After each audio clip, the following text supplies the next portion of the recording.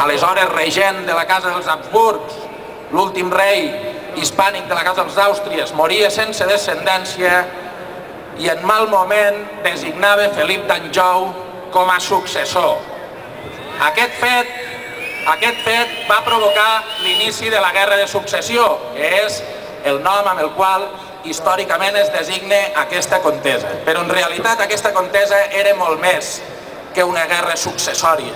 Si hagués sigut únicament una guerra successòria, avui no recordaríem el que hagués passat. Aquella era una guerra on s'hi lliuraven moltes guerres. La primera era una guerra internacional pel control d'Europa. Els Borbons volien fer-se amb la península Ibèrica contra la voluntat de dues de les grans potències europees de l'època, Anglaterra i Àustria. Aquesta era una guerra internacional que els catalans ens anava perquè es lliuraven al nostre territori, però no era pas la nostra causa la que defensaven els països que eren aliats nostres en aquella contesa. En segon lloc, era una guerra pel model d'estat, i aquí sí que els catalans i les catalanes hi tenien molt a dir. Era una guerra entre el centralisme borbònic que defensà Castella i un model d'estat a imatge de la monarquia hispànica, on es defensessin les llibertats nacionals dels pobles que conformaven en aquell moment la Corona d'Aragó. Era una guerra on es dilucidava com s'organitzava l'estat, el territori peninsular.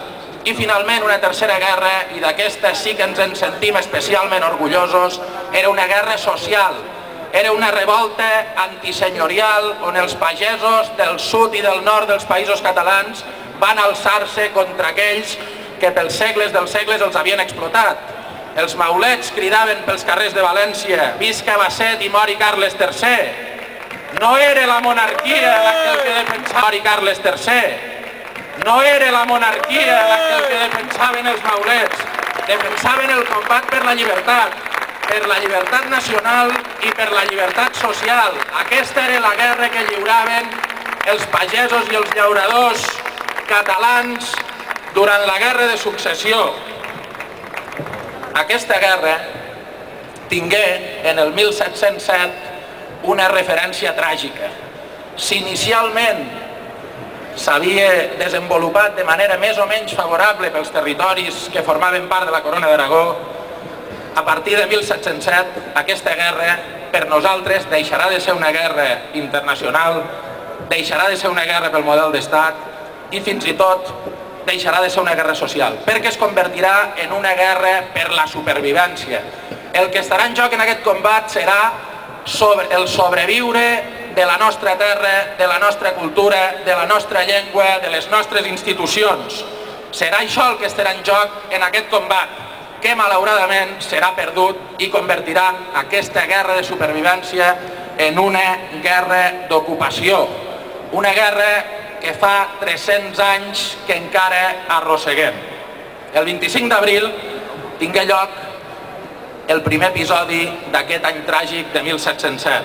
El 25 d'abril, a la terra d'Almansa, les tropes austriacistes, amb alguns combatents catalans, tot i que molts soldats internacionals, s'enfrontaven a les tropes castellanes i franceses. La derrota almansa, d'aquí la dita valenciana, quan el mal ve d'Almansa a tots alcança, permeté obrir un front d'entrada per les tropes borbòniques que conqueriren ràpidament tot el País Valencià.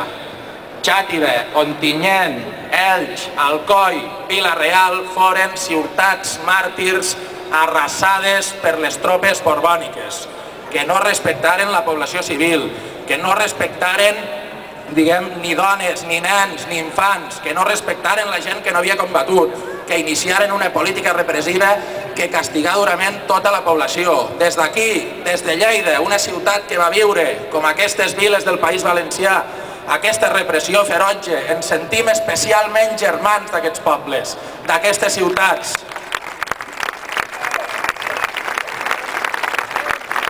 Lleida i Xàtiva fa 3 segles que bateguen al mateix ritme i esperem que algun dia Lleida i Xàtiva aconsegueixin al mateix temps la llibertat.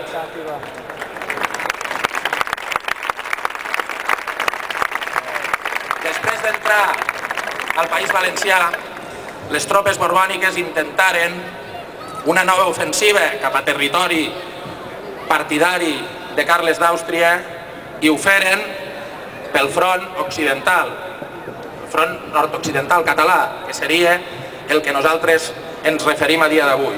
El 9 de setembre les tropes borbòniques arribaven a les portes de la ciutat i iniciaven, amb un nombre molt inferior d'homes que els que combatien a l'interior de Lleida, un setge ferotge contra la ciutat, el 9 de setembre.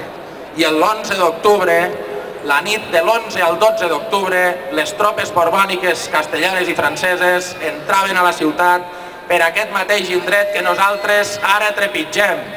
Caminaven pel carrer Cavallers, arrasant tot el que trobaven al seu pas, provocant una repressió ferotge que nosaltres sabem que succeí per molt que alguns revisionistes de la història s'entestin a negar. Lleida va ser una ciutat màrtir que cap dels combatents borbònics, cap dels soldats mercenaris que entraren aquí fa 3 segles respectà. Però Lleida mantenia una resistència ferotge. Es defensà el Roser, on majoritàriament s'hi refugiaren dones i infants, gent desarmada, gent civil, que no van ser respectats, ni els temples de culte, era un convent de carmelites en aquella època el Roser, ni els llocs de culte van ser respectats. Continuaren l'ofensiva, però foren aturats abans d'arribar a la part alta de la ciutat. És a dir, el 12 d'octubre les tropes borbòniques entraren a Lleida, però no la van poder conquerir sencera.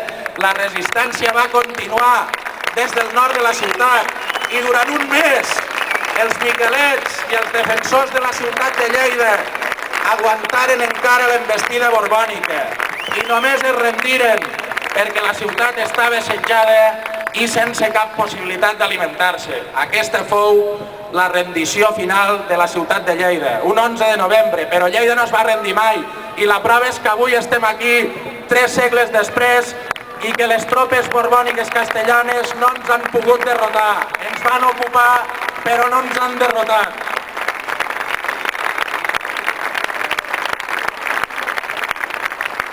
La caiguda de Lleida va donar inici a una caiguda successiva de territoris arreu del Principat. 1707 va ser l'any tràgic pels països catalans. Fins al 1715, quan caigué Mallorca, se succeïren les conquestes borbòniques. Els aliats ens abandonaren, els anglesos negociaren la pau amb Castella el 1713 mitjançant la signatura del Tractat d'Utrecht i s'oblidaren dels catalans i de les catalanes, que havíem estat els seus aliats. Però què podem esperar dels anglesos? Què podem esperar? Anglaterra, un poble que n'oprimeix uns altres. D'aquí una abraçada fraternal als companys escocesos que esperem que el 2010 exerceixin el dret a decidir que nosaltres fa temps que se'ns nega. Fins al 1715 caigueren diferents viles dels països catalans i es completà aquesta guerra d'ocupació, que de fet sí que històricament qui explica la història parla sovint de guerra de successió, però pels països catalans aquesta va ser una veritable guerra d'ocupació. Guerra d'ocupació, evidentment, perquè el que se'n derivà després, el règim jurídic que imposà després l'ocupant, mostrà la seva veritable naturalesa. El 1707 al País Valencià, el 1715 a Mallorca i el 1716